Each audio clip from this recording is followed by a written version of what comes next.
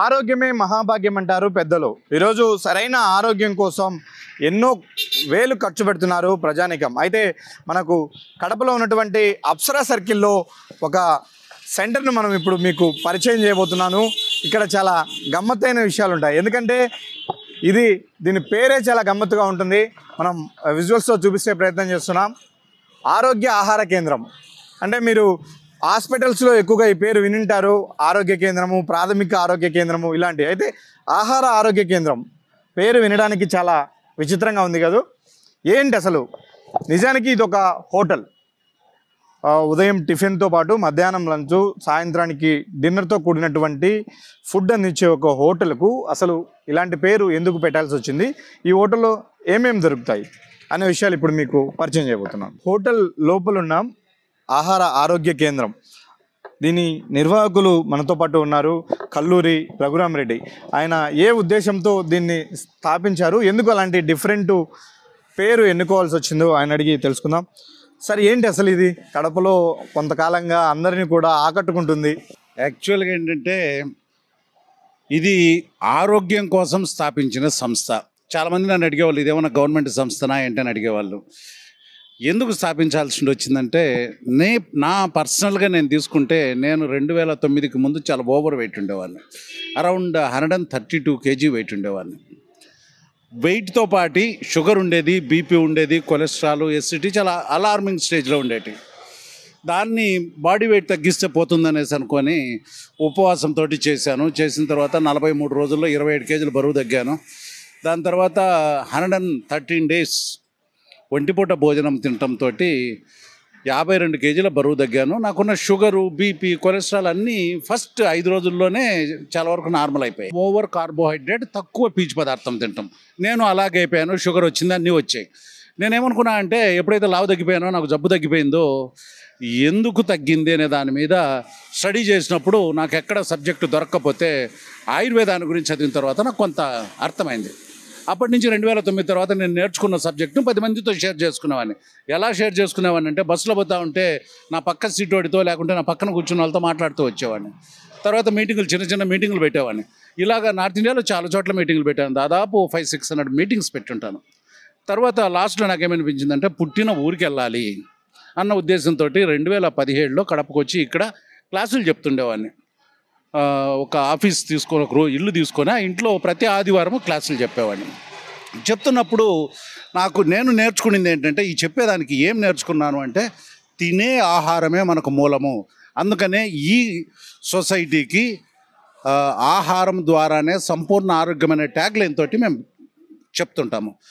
ఇక్కడ ఏ ఫీజులు తీసుకోబడవు. ఈ తినే తిండి ఎలా తినాలి, మీ జబ్బులు ఎలా తగ్గించుకోవాలి, తగ్గించుకోవటం కాదు, పోగొట్టుకోవటం. ఫుడ్తో వచ్చిన జబ్బులను మళ్ళీ ఫుడ్తోనే తగ్గించవచ్చా? ఫుడ్తో వచ్చే జబ్బులు ఏంటంటే, ఈరోజు డయాబెటీస్ అన్నిటికంటే ముఖ్యంగా డయాబెటీస్ అనేది ఫుడ్తోనే వచ్చింది. ఆహారం ఎలా అంటే అలా తినటం వల్ల. బీపీ అలాగే వచ్చింది, ఎక్సర్సైజ్ చేయకుండా పోవటం. తర్వాత డి విటమిన్ డెఫిషియన్సీ తోటి చాలా రకాల జబ్బులన్నీ వచ్చాయి. మిగతావన్నీ థైరాయిడ్ కావచ్చు, ఇవన్నీ వచ్చేసాయి. వాటిని కరెక్ట్గా ఆహారం తీసుకున్నామనేసి అంటే మామూలు అయిపోతాం మళ్ళీ. ఆ ఉద్దేశంతో 2017లో 207 మంది సభ్యులను కలిసి ఈ ట్రస్ట్ని ఏర్పాటు చేస్తాం. ఇక్కడ 207 మంది కడప జిల్లా వాళ్ళే దొరికారు. దాని తర్వాత బయట చేసుకుంటూ ఈరోజు వేలల్లో ఉన్నారు మాకు సభ్యులు. బయట దేశాలకు కూడా చాలా ప్రోడక్ట్లన్నీ పంపిస్తుంటాం.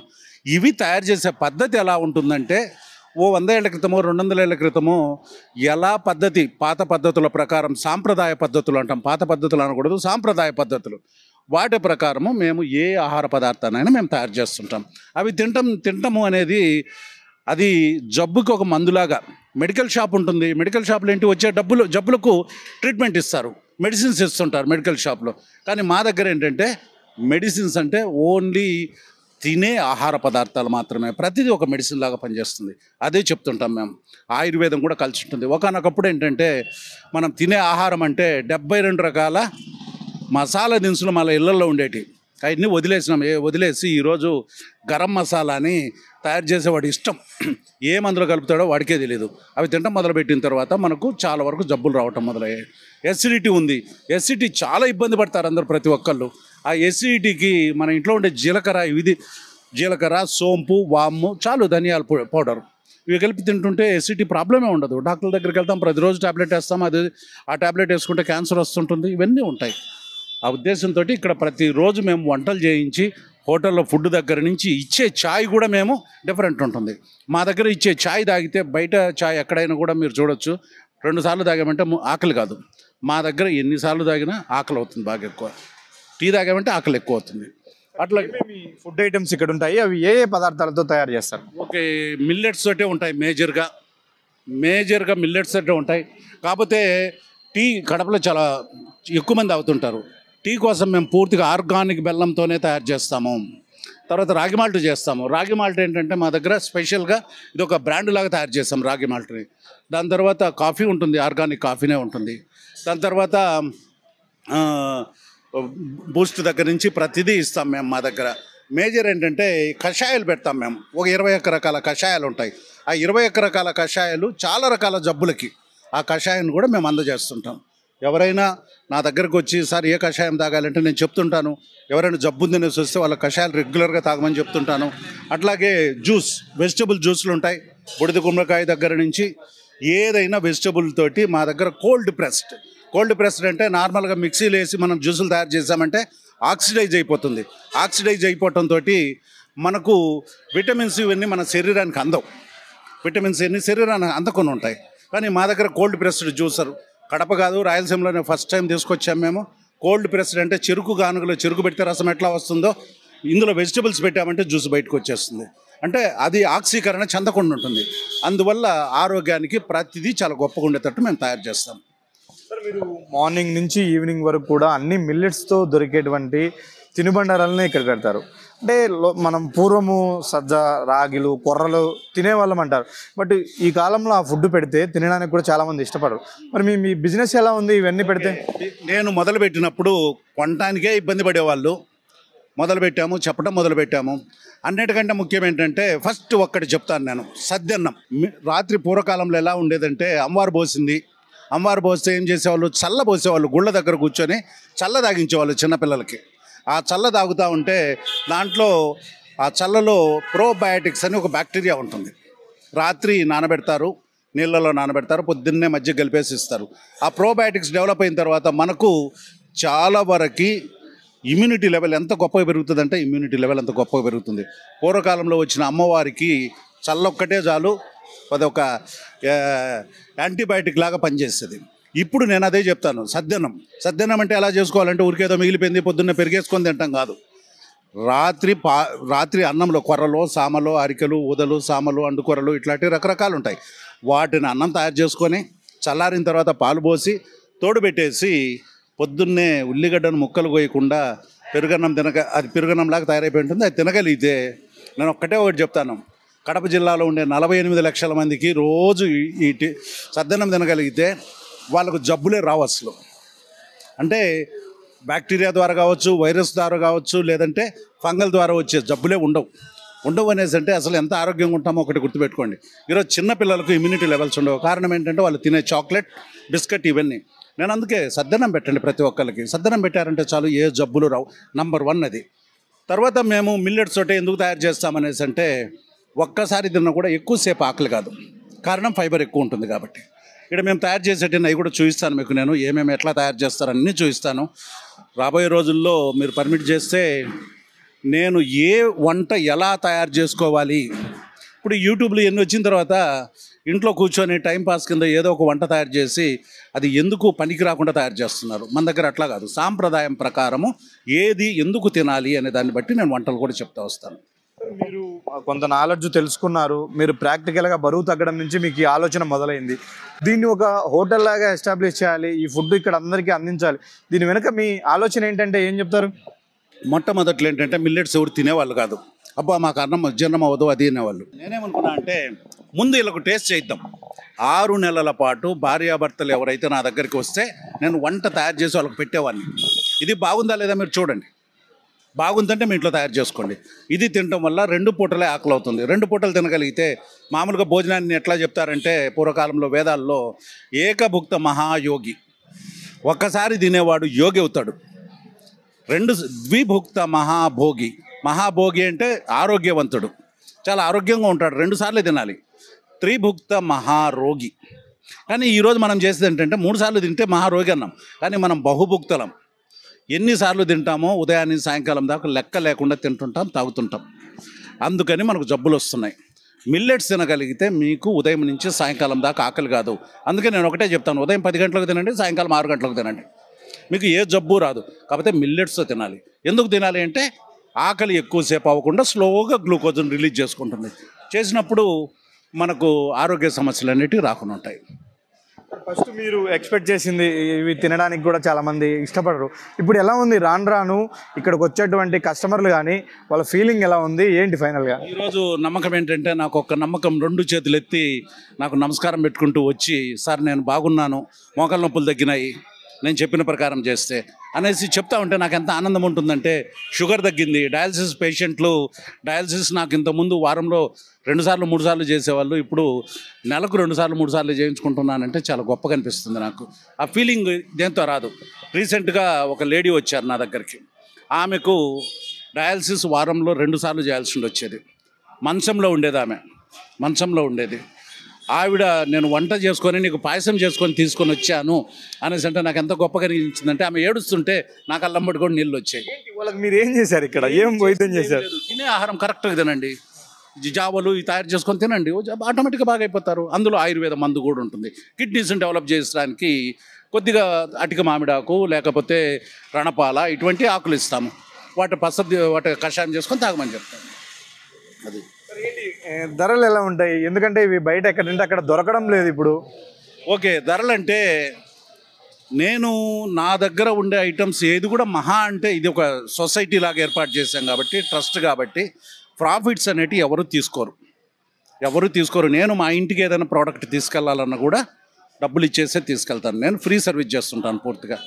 ఈరోజు ఏంటంటే మా దగ్గర రేట్లు బజార్లో కంటే ఉంటే ఒక 5 నుంచి 10% ఎక్కువ ఉండొచ్చు, అంతకంటే డిఫరెన్స్ ఏముండదు. కొందరు అంటుంటారు, సార్ బజార్లోనే ఎక్కువ ఉన్నాయి మీకంటే అనేసి. ఉండొచ్చు, ఎందుకంటే నేను ఎప్పుడో ముందు కొని పెట్టుంటాము, అప్పుడు ఏ రోజు ఆ రోజు కొనము. నిన్నటి దాకా అండుకూరలు నేను 150 అమ్మేవాడిని, బజార్లో 250 అమ్ముతున్నప్పుడు కూడా. ఈరోజు అంటే నా దగ్గర కూడా పాత స్టాక్ అయిపోయింది కాబట్టి నేను బజార్లో కొని బజార్ రేటే అమ్మాల్సి వస్తుంది.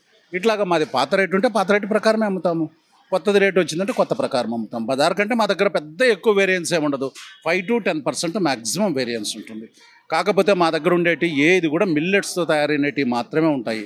అవి కూడా చూపిస్తాను లోపల మీకు. మీ దగ్గర ఎన్ని చిరుధాన్యాలు తృణధాన్యాలు ఉంటాయి, ఎన్ని రకాల వంటకాలు చేస్తారు వాటితో? దాదాపు 19 రకాలతోటి మేము అన్నీ చేస్తుంటాం. తృణధాన్యాలు మామూలుగా 13 రకాలు ఉంటాయి. తృణధాన్యాలు ఏవైనా కూడా ఆ 13 రకాల్లో వాటితోటి వంటలన్నీ తయారు చేస్తున్నాం. అవేంటంటే కొర్రలు, సామలు, అరికలు, ఊదలు, అండుకొర్రలు, క్వినోవా, దాని తర్వాత జొన్నలు, సజ్జలు, రాగులు, మొక్కజొన్నలు, ఇట్లా అన్ని రకాలు. ఈవెన్ బియ్యం కూడా వాడతాము. కాకపోతే ఏంటంటే ఆ బియ్యం బ్రౌన్ రైస్ మాత్రమే ఉంటుంది, దంపుడు బియ్యము, దట్టు ఓల్డ్ వెరైటీస్, తోక వడ్లు, ఇట్లా పాతకాలంలో ఒక 50-100 ఏళ్ల క్రితం ఎటువంటి దొరికాయో అటువంటి వాటితో వాడుతుంటాం. దాదాపు బియ్యం మా దగ్గర 11 రకాల బియ్యం కూడా ఉంటాయి, అన్నీ అన్పాలిష్తో ఉంటాయి. ఆ బియ్యము వాటిలో ఫైబర్ కంటెంట్ కూడా ఎక్కువ ఉంటుంది. మామూలుగా ఈరోజు బజార్లో దొరికే బియ్యము 0.2%, అంటే ఆ బియ్యం ఓన్లీ మనము గ్లూకోజ్ ముద్దను తిన్నట్టే ఉంటుంది అది.